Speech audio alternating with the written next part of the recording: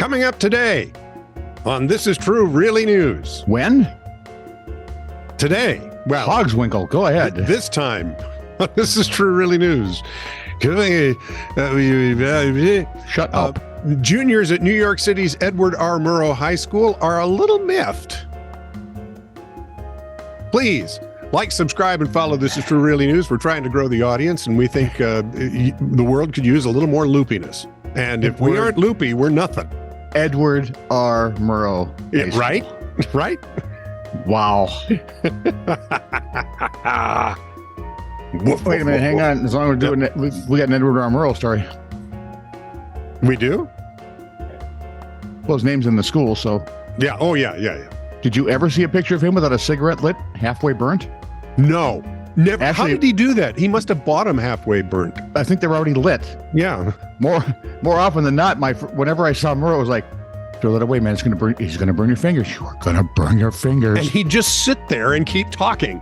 And it never did. Yep. And with the camera way up in the corner, so he's staring up at it. And when Murrow was doing this, there were no such things as special effects. Not the CGI we know of. You couldn't have like the monkey pretend smoking a cigarette and blowing smoke in Sheldon's face like on The Big Bang Theory. Right. No. Didn't happen. His fingers must either be calloused or crispy. So please like, subscribe, and follow to This Is True Really News. We need the friends. We need something. This is True Really News with Scott Combs and Tony Vercanis. All the news you're about to hear is true, Really? as far as you know. So as Minnesota is debating all sorts of amazingly weird and overly liberal problems. Yeah. Actually, weird and overly liberal answers to problems that don't really exist. They do have one that they're doing a good job on. They are debating increasing the punishments for stealing catalytic converters. Apparently, that's a big business. Yeah, mine got a couple of months ago. You remember? So, although we thought you were probably the height of it, because taking a catalytic from your car, you're famous. That's right. There are like 17 people who know who I am. Yeah. None of them like me. 16 of them have your last name, but hey. Even one of the most noticeable vehicles in all of America not immune from the catalytic converter crisis. Crisis, really, guys? Well, everything's a crisis. That's how you can get That's true, because this is New York Post, and they're not exactly the most liberal of. I have a hair loss crisis. I wonder when they're going to give me some money. They're not, but they do have several commercials you should watch. Okay. Yeah. Hair Club for Men. The iconic Oscar Mayer Wienermobile was hit by thieves sometime last week while located in the parking lot of Sonesta Suites in Paradise Road, Las Vegas. Those cads. The 27-foot-long Wienermobile, so it's a subtle vehicle. Thing's impossible to drive because of the way the wind hits. That's why it only goes in parades, man. It just right. 6 months. If that thing would have went into that sinkhole, that would have amazed me. Who was the guy who drove that giant banana? I can't remember, but I was talking to him, and he said, "Why does it sound like a bad Marvel comic?" No, it was a giant banana, kind of like the Wienermobile. Banana Man. And wow. Banana. Google it. Just Google it. It's not worth our time. Go ahead. I know, really. But he said the wind would practically spin it on a dry road. It was just awful. Because, look at. Yeah, right? A lot for the wind to catch. Although if you're going straight into it, you probably have a decent chance. Yep. The 27-foot-long Wienermobile was ultimately towed to the Penske truck rental, where mechanics installed a temporary catalytic converter. There are such things. They were. Why couldn't I get a temporary one? You're not the Wienermobile. I spent a lot of money. I'm going to read this just the way it's written, and there's some New York Post reporter who should hang his head. Okay. Their head. That could be plural. Yeah. Working on a tight schedule, the Wienermobile didn't have time to relish in the theft, so mechanics quickly sealed up the area where the converter had been cut out.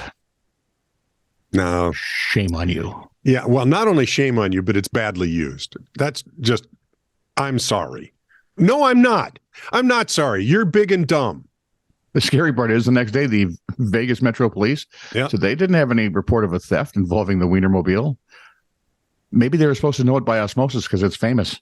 Yeah, you got to tell them, guys. The Wienermobile did muster its way to 2 more stops. Okay, that was properly used. Yep, and is reportedly still in operation. The mechanic shop said it could take a couple of months for a new catalytic converter to come in. So why, I wonder? That's weird. I don't know. Now I want a hot dog. From Reason.com. Now, I'm going to warn you, this week, I found a trove of stories at Reason. It's in their brickbat file, and you can look them up, and you can go look at old ones and stuff like that. It's, authorities misbehaving, mostly. Okay? Okay. Are you ready? Authorities misbehaving? Oh, yes. I don't know how that could happen. That can't be. They are all completely altruistic.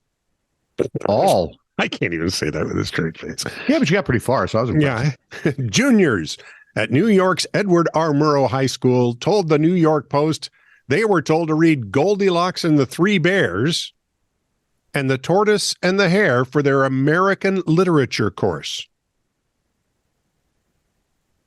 These are juniors.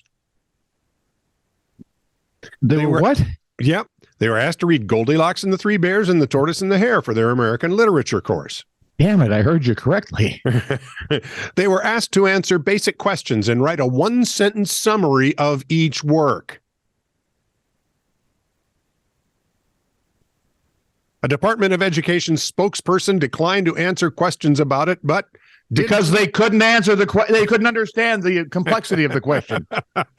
but tweeted that the assignment was preparing students for tougher work. What? Run, Dick, run? Write 2 sentences. My dad's high school education was equivalent to most college. Yeah. Oh, my dad too. Yeah. And and now our high school education basically couldn't get you into kindergarten. Right. Tomorrow, I'm sorry, we can't let him in. He's too big, and when he falls over, he's going to hurt the other children. Just listen, get a bigger mat and send him back. Anyway, the assignment was they're preparing students for a tougher work to read Nathaniel Hawthorne's The Scarlett Letter and answer similar questions. Hold it. You're jumping from Goldilocks and the Three Bears to The Scarlett Letter.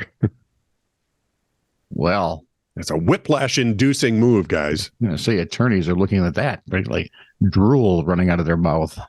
Are you ready? No. Here comes the punchline. Of course it does. The students in the class told the newspaper they didn't actually read The Scarlett Letter.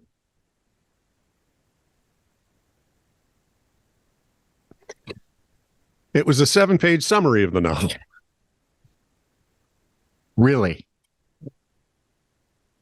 You could... So basically, when we were kids, right, if you had a book you really didn't want to read. Yep. And I liked reading, so I didn't understand that. Yeah, me too. I'd just read them. Even if I hated them. Yeah. But you got a taste of some of the really good books before they started editing the snot out of it and making them almost incomprehensible. Anyway, the kids who didn't want to read them would get the Cliff Notes. Right. They were longer than these are the Cliff Notes mm-hmm. of A Scarlett Letter. I remember finding out about Cliff Notes in college and going, why would you do that? Well, I actually bought a couple. Did you really? I did. I didn't. They were worthless.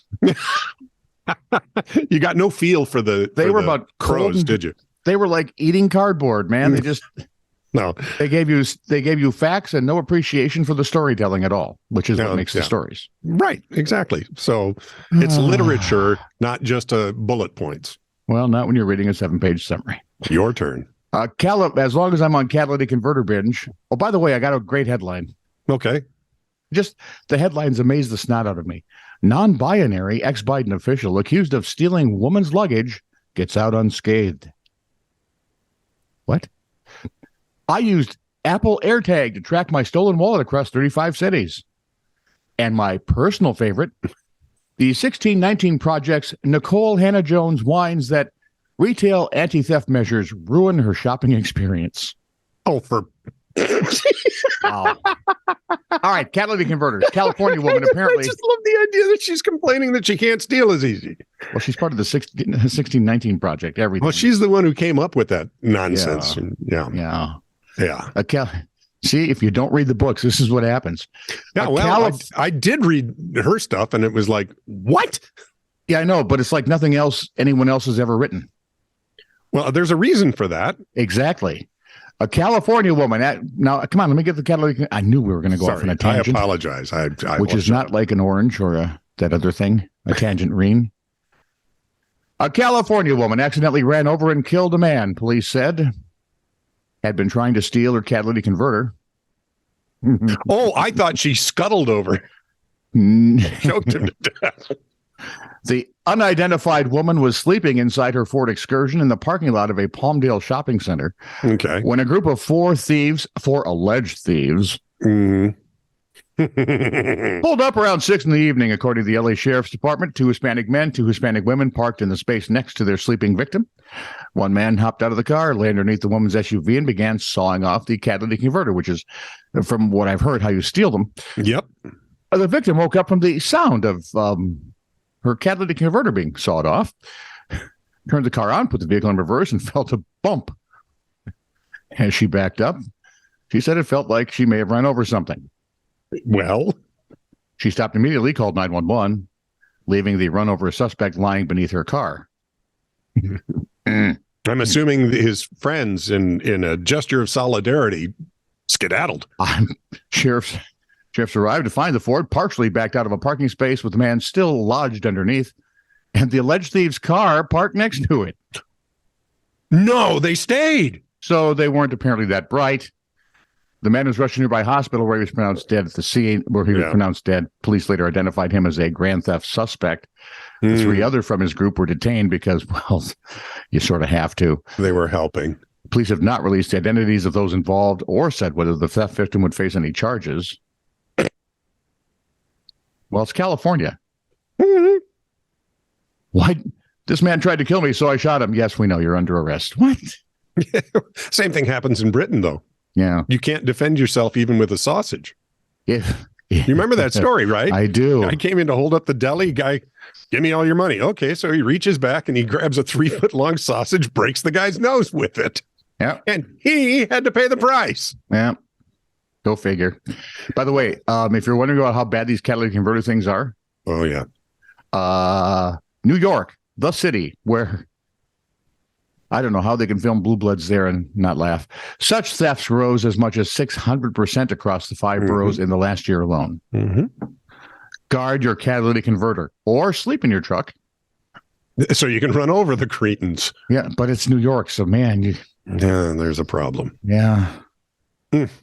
She should go to jail then for running over the guy. No. It is California. She may. Yeah, right. My point.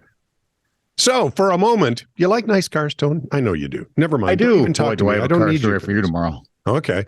For a moment, Porsche enthusiasts in the city of Yinchuan, China, thought they'd found the deal of the century.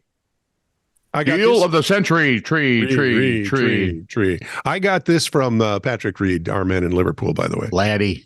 A Porsche dealership listed a Panamera sedan, which starts at $92,000 in the U.S.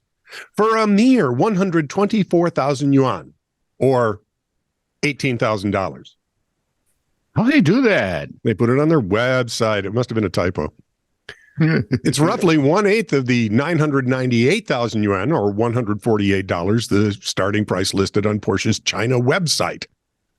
According to social media posts on Weibo, and we know they're good, more than 500 potential buyers rushed to offer a down payment for the car. One of them came in with as little as $446. Unfortunately, the bargain price was no more than a temporary oversight by the car dealership, which it took down the incorrect information as soon as it realized the mistake. And it appears they've already started refunding deposits, which is nice. I'm glad to hear that. And that's according to Weibo's social media posts, so we're not sure if that's true or not. We're not sure if any of this is true. Right. Really? Yeah. One hopeful buyer, however, got a lucky deal out of it. Okay. as Porsche told Bloomberg it has negotiated an agreeable outcome about the car in stock in the Chinese dealership. Porsche did not respond to a request for comment. Pretty It's sure not they're really their wondering- problem, is it? Pretty sure they're wondering who they the should heck? fire for thinking they should work with these people. Yeah, I can see a typo happening. I can see that, and somebody just didn't proof it. Right? Oh my. Yeah. It's sort of like, I don't know how you learned how important proofing a commercial you just made at the radio station was correct. I always What was listen to every important? commercial after I did it once to make sure Right. that it was where it should be. Right. Well, I was in a hurry. Uh-oh. Yeah. What did you And did? I read some of it wrong. Okay. I can't even remember exactly what it was, but all I got was the PD coming to me. That's the program director, coming to me with a cart in his hand, and he goes, Did you listen to this? "Do you proof your work?" I do now. Every single time, sir. This is true, really news. Send email to TITR@netradio.network.